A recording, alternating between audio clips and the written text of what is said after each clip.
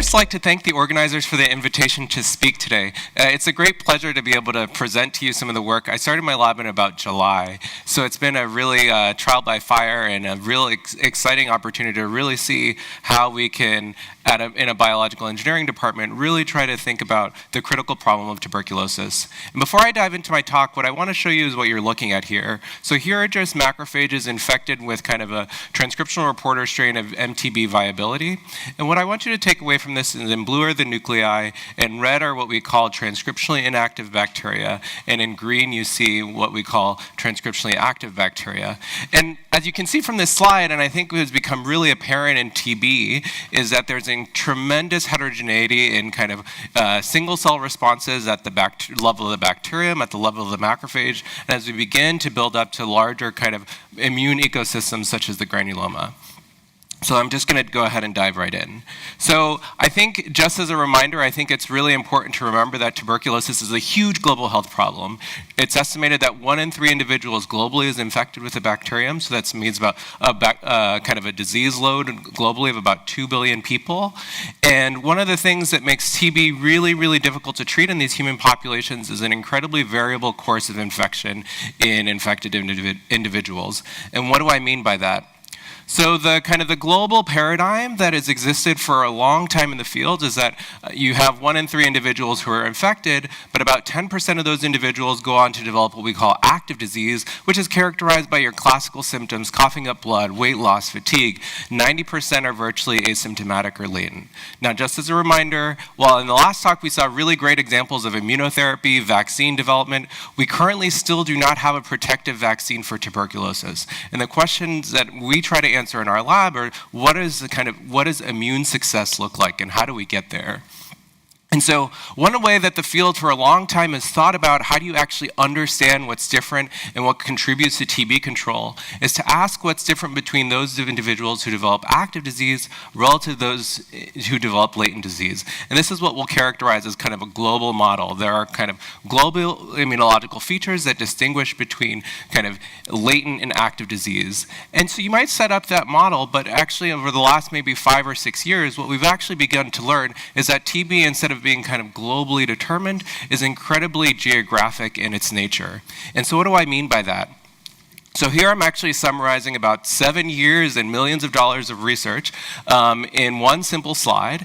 And this is work largely done first in the non-human primate model to develop the tools, but now being done in human studies where you can, for example, infect non-human primates with molecularly barcoded strains of MTB and kind of watch the dynamics of inflammation using PET-CT imaging. So in the non-human primate, what people have begun to observe is that the disease is incredibly highly geographic. So you have these individual foci of disease, otherwise known as granulomas. And if you actually monitor kind of dynamic inflammatory trajectories in the lung, if you look at the PET signal in this lesion over time versus the PET signal in this lesion, what you observe is that these lesions kind of have kind of unique immunological trajectories in terms of their inflammatory response. Now, if you actually just take those lesions and then profile the T cells in lesion A are very different functionally than the lesions in the T cells in lesion B. And then most important is if you actually take these individual lesions and actually do kind of deep sequencing of the bacteria, what you observe is that by and large these lesions are founded by a single bacterium. So now if we zoom back in time, what this means is that really the kind of the nidus of infection, what starts it all is an interaction between a single bacterium and a single macrophage. And that's kind of what as engineers, we like to think of it as the kind of the initial conditions that set up the entire system. And I think the most important feature that I really want to highlight for you here is that if you actually take these lesions and plate for viable bacteria by colony forming unit assay, and this is really important, so independent of clinical status, some lesions can fully sterilize, whereas some lesions do not. So this means that immune success is possible, but the question is how do we get there? And I think for the sake of time, I'll just skip through this slide. And so the questions that we ask in my lab are who are the cellular players and what really contributes to what are the molecular drivers of immune success. And like I said, one of the questions, the way that we like to think about this problem is how are these initial conditions really established in disease?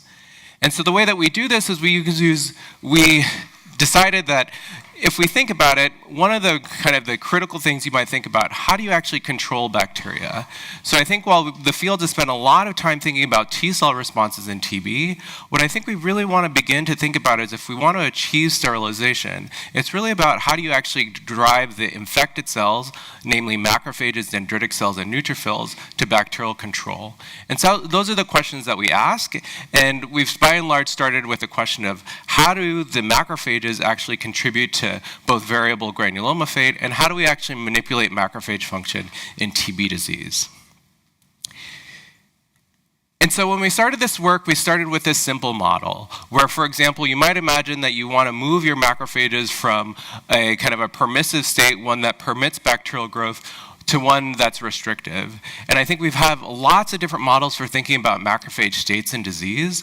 And what I'm hoping to tell you about today is a really kind of exciting story that has been developing in our lab to really understand how do you actually move along this kind of immunological trajectory, so to speak.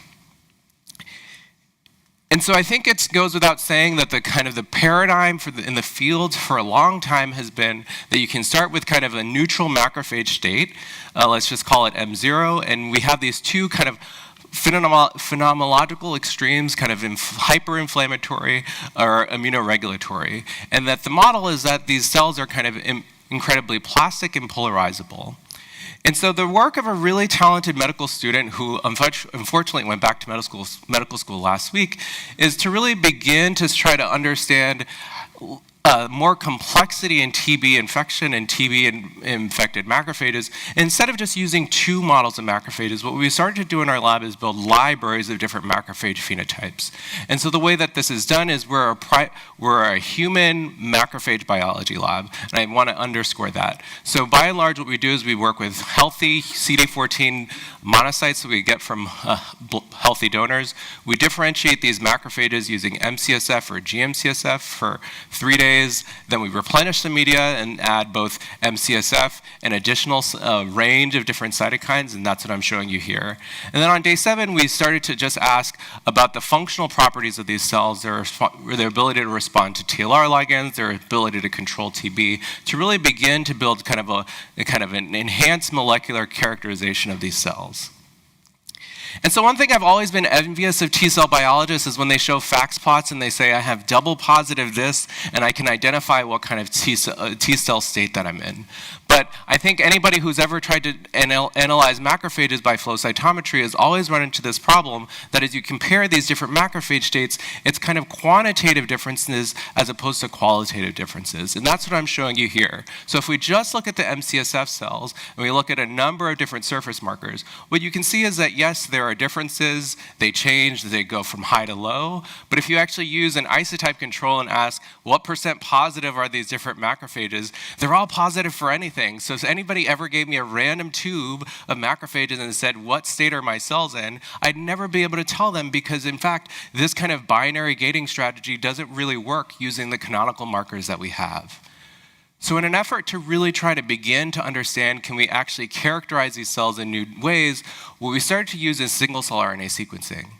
And so just to even begin to look at the difference between macrophages derived with either M-CSF versus GM-CSF, we perform single-cell RNA sequencing and we can begin to identify a number of new markers. And so these violin plots are just giving you a summary of the single-cell RNA sequencing data, but really we wanted to know, could we actually translate any of these genes into new markers?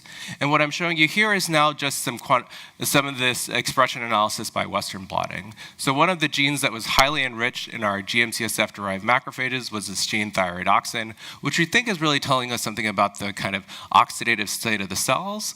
And you can see that our single-cell RNA sequencing did a pretty good job of identifying a new marker.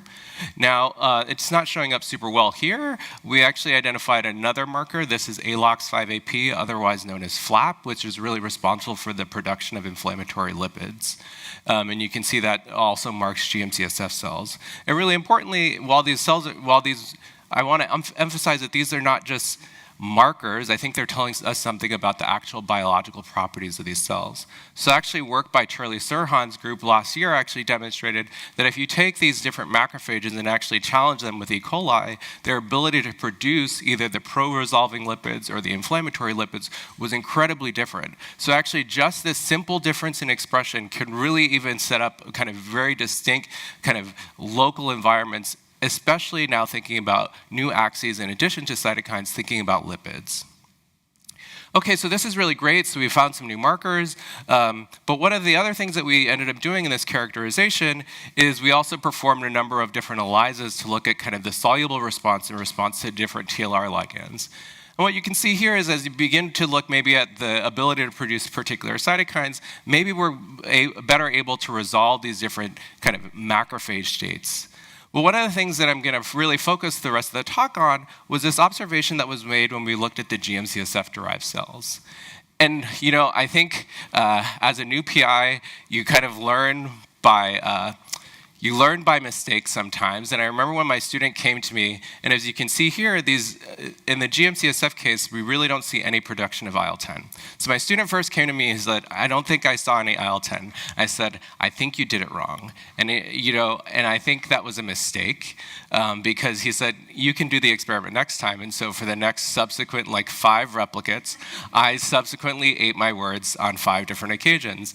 And so what I want to really emphasize here is that not only are we generating, just one type of GM-CSF-derived macrophage, we're actually generating 6 different types and challenge them with a whole variety of ligands. So if you think about that combinatorial space that we're experiencing, this is a really robust phenotype. And so we said, could we actually use IL-10 as a prototype to understand this question of plasticity? So now that we have a marker that really kind of behaves as kind of this digital marker, can we actually begin to explore those dynamics? And so that's what we did. So we said, could we actually use this IL-10 secretion as a prototype for looking at these polarized dynamics? And so one way we began to do this is we actually took the GM-CSF cells or the M-CSF cells, differentiated them for 6 days, and then subsequently gave them either no additional cytokine, the same cytokine, or the opposing ligand. And then challenged with LPS and looked at IL-10 release. And here's something that you might predict. So if we start with the M-CSF cells for 6 days and then nothing for 3 days, you see this really characteristic response that you would expect. You see IL-10 in response.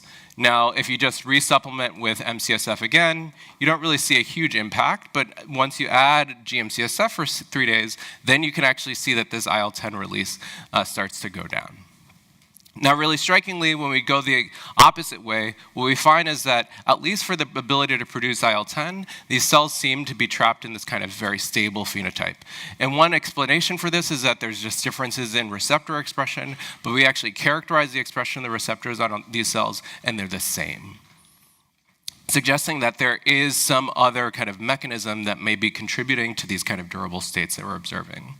And so you might have to say, in vivo, there's actually a whole host of different cytokines that the cells are experiencing. And so now if we actually begin to create a more complex model, where what we did here is we actually pre-mixed GM-CSF or M-CSF in escalating concentrations. Then we layered the monocytes on top so there was no temporal asynchrony. We let the cells differentiate for 6 days and then challenge with LPS. And so in the results, what I'm showing you here is that if you actually look independent of any concentration you try, if you don't add LPS, you don't really see IL-10. But as you titrate the amount of M-CSF, you can see this really nice dose response up to a particular point. Now, if we look at the GM-CSF case, no dose that we've tried has actually allowed us to see IL-10 production. Now, the question is, what happens when you combine them and you actually begin to look across the axis? Really strikingly, and I was flummoxed when we first saw this, that even if you go to 50 nanograms per mil M-CSF compared to 0.5 nanograms per mil GM-CSF, the ability to produce IL-10 was really dramatically diminished. And so we think that what's happening, at least in this case, is that GM-CSF is really providing a particular set of signals that seems really potent, and the question is, what are those signals? So if you spend a lot of time in macrophage biology, you know that if you just give GM-CSF to CD14 monocytes, people like to call those another model of generating an M1 macrophage. And so we wanted to ask, could we actually look at other models of M1 macrophages and try to explore these polarization dynamics?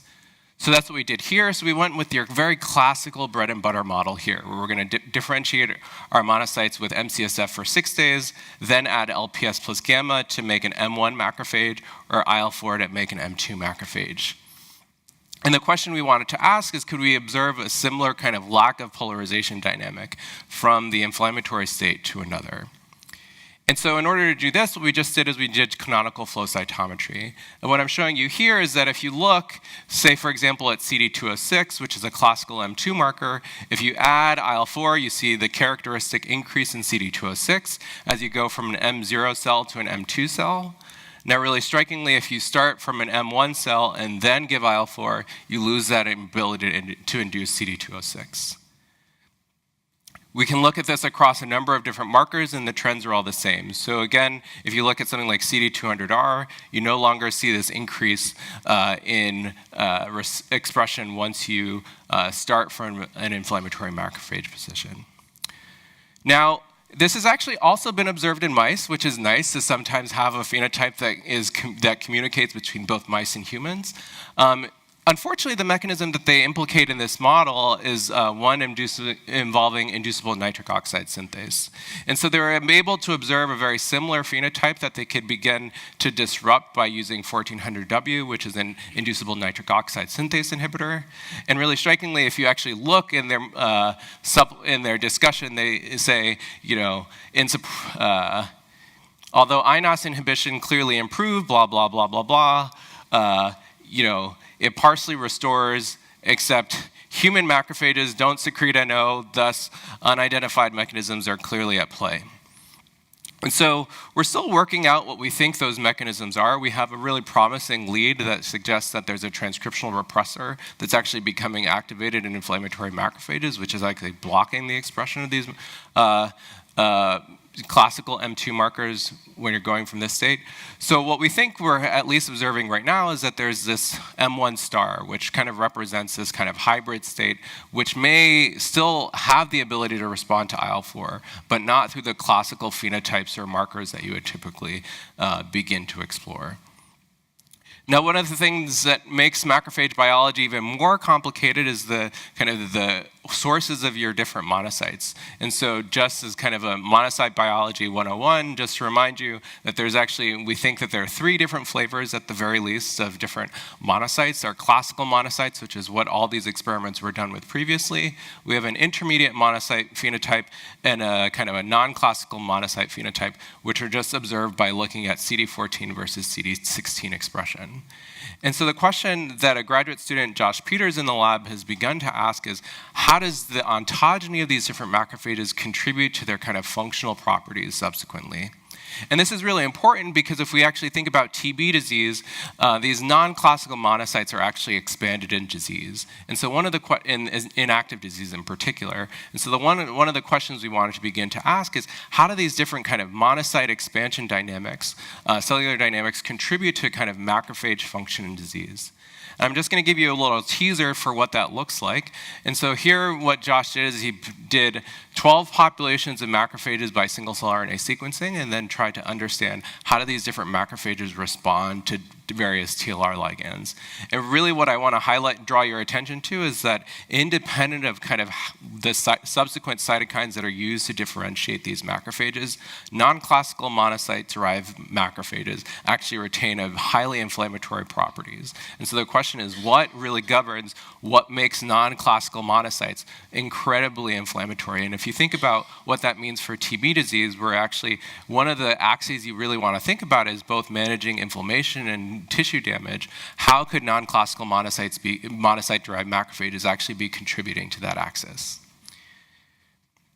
So what I told you at the beginning of this talk is that, okay, we've got this really complex molecular ecosystem of a granuloma where you have lots of different macrophage cell types, and we were going to do a very simple reductionist model where we take macrophages, infect them with TB, treat them with different cytokines, and hope that that's going to allow us to derive insight about what's going on in vivo. And so how do we actually first establish what that in vivo representation looks like? And so work that we've been doing in collaboration with the Shalick Lab, the Fortune Lab, and the Flynn Labs, the Flynn Lab actually developed the non-human primate model of kind of TB, is actually performing single-cell RNA sequencing on non-human primate granulomas. And so this is an unprecedented effort because it's taken a lot of effort, about 4 years, to be able to build out these technologies such that they're transferable and workable in a biosafe level 3 environment. And really what I want to draw your attention to is, while I spent the first half of the talk talking about 2 different macrophage populations, what we know is happening in vivo is that there's a much more complex spectrum of different macrophages. So this is just kind of all of the data in aggregate. This is what we call our macrophages, and if we actually just look at gene expression in a heat map form across these different macrophages, what I really want to draw your attention to is that the macrophages are very different. And so the question that we want to answer now is, how do we actually understand single-cell RNA sequencing data in a better context? And so, the theme of this session is concept to clinic. So how do we actually take, in vitro data, in vitro single-cell RNA sequencing data, where we can generate so many different perturbations and understand what that means about what's happening in a person? So the questions we wanted to ask here are, what are the cell states that may be shared between different diseases, and what genes might be signs of a larger contextual stimuli? And so what we needed first is actually a way to integrate our single-cell RNA sequencing data. So tons of people are using tons of different platforms, number of cells, algorithms, and we wanted to be able to use all of that data, especially as they become very public. And so the question that we asked is, what can your iPhone teach you about data integration? And so this is the work of an incredibly creative computer science student in my lab, Bryan He, who said, this sounds a lot like how integrating single-cell RNA sequencing data sounds a lot like how when you take a panoramic image with your iPhone, how the iPhone integrates those different pieces of data. And so what you want to be able to do is focus on the cell types that overlap and integrate those, and then actually, keep the ones that don't map to any other images separate. And so that's what we did. And so if you think about it, we have an algorithm that's called panoramic stitching. It's available on GitHub. And so what you might imagine when you do this algorithm with a set of images, given a random collection of images, you need to first find those that overlap and stitch them together. Then second, you want to exclude the photos that don't belong to any panorama. And then once you have your matches, you can begin to assemble them. And so you can imagine an algorithm that does something quite similar if you had single-cell RNA sequencing data. And so the idea here is that instead of images, we have single-cell RNA sequencing data. Instead of pixels, we have single cells. And instead of RGB values, we have gene expression. What we want to be able to do is actually see, can we actually use this algorithm and apply it to single-cell RNA sequencing data? So what we did is we took every public data set we could download. And so at this point, I think our kind of mega data set is about 1.5 million cells. And what I want to draw your attention to is just the results. And so if we actually do this without any kind of panoramic stitching correction, what you find is you actually get a lot of batch effects. So if you actually just take the different 10x PBMC data sets, they actually don't really cluster exactly together, like your monocytes from one data set are over here and the monocytes from another PBMC data set are over here. You get macrophages kind of falling in different kind of t-SNE space. Really strikingly, when we actually apply our panoramic stitching correction, what you actually find is now similar cell types are actually falling exactly on top of each other in these data sets. And if we compare this to kind of the kind of industry standard that exists right now, which is this method called ScRAN, mutual nearest neighbors, you can see that it's not really an interpretable result. All the different cell types are kind of mapping on top of one another. And so the question is can we now actually think about going back to our single-cell RNA sequencing data sets that we're generating in the non-human primate and thinking about our in vitro data and actually try to integrate those. And just to give you a flavor for what that looks like, we can actually take the different markers that we're generating that kind of indicate where in the ontogeny the different cell types came from, what are the different markers of kind of differentiation cues. So we actually have a number of markers that can tell you if you were differentiated with M-CSF versus GM-CSF. We can actually begin to look at where those cells fall in the different granuloma populations. And this is really exciting because now we can actually say, if we see that a particular population of macrophages in a granuloma are associated with bacterial control or associated with any other phenotype that we're interested in, we can actually begin to extend our algorithms to improve our kind of in vitro experimental design. So to try to figure out how do we actually generate these cells in vitro, how do we test their functions.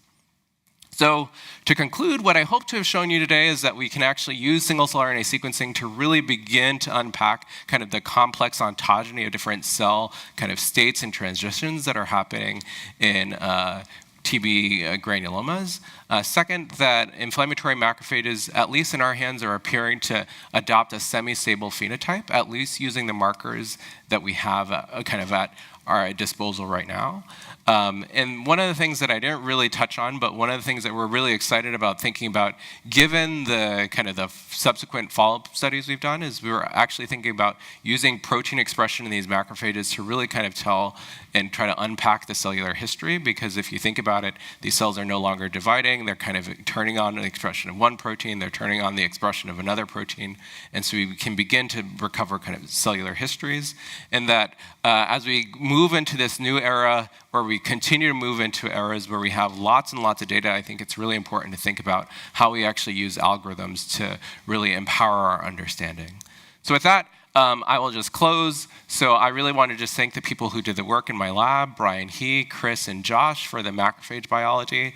All of this computational analysis has been done in collaboration with a really great computer scientist and mathematician at MIT, Bonnie Berger, my postdoc advisor, Sarah Fortune, and the Flynn and the Shalick labs for the non-human primate work. And thank you for your attention.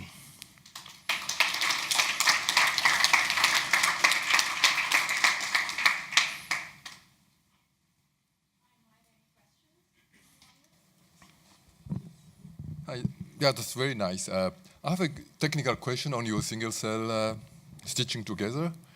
So you compare that with the MNN algorithm, right? So, and you assume different cell types in different origins to be the same. So how do you exclude that the same cell types actually have different gene expression profiles a little bit? Do you neglect that? And how do you distinguish between batch effect and actually a subtle biological shift within one cell type? Yeah, so that's a really good question. So the question is how do we distinguish kind of cell type identification versus maybe subtleties and difference in state?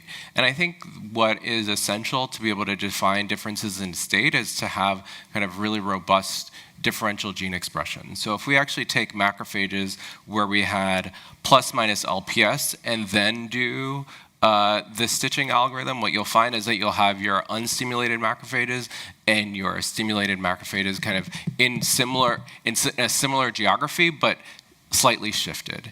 And so I think there, what we're starting to be able to really ask the question of is how much difference in gene expression is necessary to move the population over. But the thing that we also then subsequently have been trying to figure out is how to really robustly better get at this question of batch effects, because I think these experiments with the public data sets are very easy to try to think about aligning, but in thinking about how do you take different macrophages in different kind of biological states and try to stitch them together, and maybe you don't actually want them all fall. That's kind of how we're improving the algorithms right now, but we're still working on that. Bryan, that's beautiful work. So the plasticity, like you observed for the macrophages in the bacterial infection. So for many of us studying tumor immunology, we are wondering whether, it's the same thing in the tumor microenvironment. There's tumor-associated macrophages, M1, M2 phenotype people talking about. So could you relate like what you are finding over here and shed some light? Yeah, no, I've been thinking a lot about tumor-associated macrophages because I actually think that, this like some people like to think as tumor-associated macrophages being bad, right? And I think that so my working model, if I had to pontificate, is that similar to this spectrum that I described here, I think that as the macrophages probably see too much inflammatory stimuli, they move into this M1 star state. And so what we know kind of anecdotally and what we're working on right now is what we think is happening is that the cells are kind of accumulating either metabolic damage or insults that are really kind of pushing them into this extreme that's kind of almost abortive so that they can't be brought back. So I think that there's actually a very, very, very obvious connection between the tumor-associated macrophages and these phenotypes that we're seeing for sure. Very That's a great question. Thank you.